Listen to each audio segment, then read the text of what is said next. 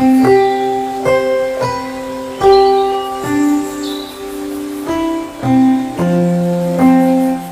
दोस्तों, मैं हूं doctor CP Singh, senior consultant physician, जिज्ञासा हॉस्पिटल। दोस्तों, आज हम बात करेंगे एक बड़ी आम बीमारी जॉन्डिस, जिसे आमतौर पर पीलिया भी बोलते हैं। जॉन्डिस के अगर हम प्रकार की बात करें तो कई प्रकार होते हैं। इसमें वायरस जनित बीमारी है। ये वायरस इसमें hepatitis A, B, C, D, E, G, H तक हो सकते हैं। इसमें ए और ई जो वायरस है वो फीको ओरल रूट से फैलता है। फीको ओरल मीन्स खाने पीने की चीज़ों से दूषित होने की वजह से। और जो बी और सी वायरस है, किसी को इन्फेक्शन है और उसको इंजेक्शन लगाया, उसी सुई से आपने दूसरे व्यक्ति को इंजेक्शन लगाया तो उसको बीमारी जा सकती है। दूसरा तरीका है कि अगर किसी को इन्फेक्टेड ब्लड चढ़ा दिया जाए तो वो फैल सकती है। कई बार ये सेक्स के जरिए भी फैल सकती है। तो ये इसके फैलने के तरीके होते हैं। हम बात करें ए और ई की, तो ये ज़्यादा खतरनाक नहीं होते। हाँ, ई वाला जो इन्फेक्शन है वो प्रेग्नेंट लेडीज में कई बार जानलेवा साबित हो सकता है, तो ये ध्यान रखने की बात है। ये धीरे धीरे बढ़ता है। शुरू में कई लोगों को बुखार आता है, पेट में दर्द, उल्टियाँ, आंखें पीली होने लगती हैं, पेशाब पीला आने लगता है, शरीर पीला पड़ने लगता है। यदि ज़्यादा हो जाता है तो यदि ऐसे लक्षण दिखाई दें तो तुरंत अपनी जांच कराएं लिवर की, डॉक्टर से संपर्क करें। ये हल्का पीलिया है और उसमें वायरस ए और ई टाइप के हैं। हालांकि इनकी जांच हम लोग नहीं कराते, ए और ई की, हम लोग सिर्फ बी और सी की ही जांच कराते हैं। यदि बी और सी नहीं है तो इसका मतलब ए और ई में से कोई है, तो इसमें ज़्यादा चिंता की ज़रूरत नहीं होती है। तो हम कुछ टाइम इलाज करके वो ठीक हो जाते हैं। अब आती है बी और सी की। ये दोनों वायरस काफ़ी खतरनाक होते हैं।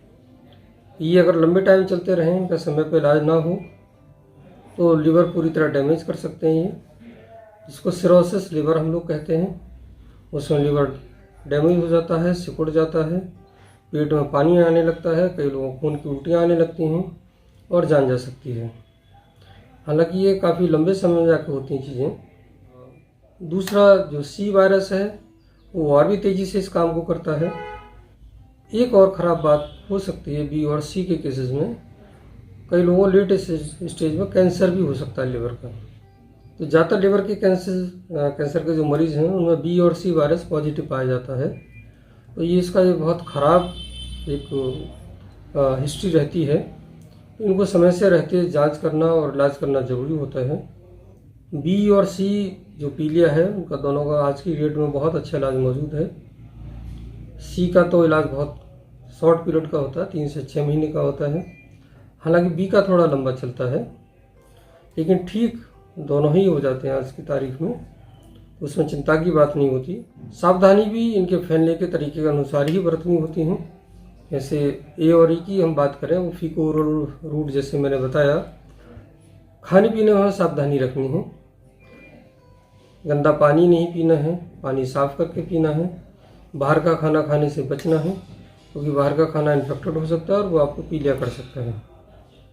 वैसे ही बी और सी की हम बात करें तो आजकल तो वैसे भी डिस्पोजेबल सिरिंज यूज होती हैं। पहले के ज़माने में एक ही सिरिंज से बहुत सारे लोगों को इंजेक्शन लगते थे। तो पहले इसका जो प्रसार का रेट था बहुत ज़्यादा था, अब बहुत कम हो गया है। तो टेक्निक्स अच्छी हो गई हैं इंजेक्शन की। अब जो ब्लड भी चढ़ाया जाता है वो भी बहुत सारी जांचों के बाद चढ़ाया जाता है, तो ब्लड से ही फैलने के चांस बहुत कम हो गए हैं। तो वही सावधानियाँ रखनी है कि इंजेक्शन हमें देखभाल के लगवाना है। कहीं जहाँ हम इंजेक्शन लगवा रहे हैं वो जो सुई है मल्टीपल जगह तो यूज़ नहीं हो रही है। बाकी जो हम ब्लड चढ़वाएं अच्छे से जांच परख के ब्लड बैंक से लेके ही चढ़वाएं। कई लोग ब्लड खरीदने के चक्कर में रहते हैं, वहीं सारी दिक्कत आती है। कई बार वो जांचा परखा नहीं होता ब्लड, तो ब्लड कभी खरीदने का नहीं सोचें। किसी भी आपके परिचित को अगर ब्लड की ज़रूरत है तो ब्लड को बदले में देकर अच्छे से चेक करा कर तभी उसको लें और तभी चढ़वाएं। ये आपकी मरीज़ के हित में सबसे ज़्यादा है। दूसरा, आजकल जो बी वायरस है, जो हेपेटाइटिस बी है, उसका काफ़ी लंबे समय से अच्छा वैक्सीन मौजूद है। यदि आप शुरू से ही वैक्सीन लगवाएंगे, बच्चे को अपने या बड़ा भी लगवा सकता है, तो बी के होने के चांस ही ख़त्म हो जाते हैं। तो ये कुछ सावधानियां आपको रखनी है, जिससे आप बचे रह सकते हैं और अपनों को सुरक्षित रख सकते हैं। धन्यवाद।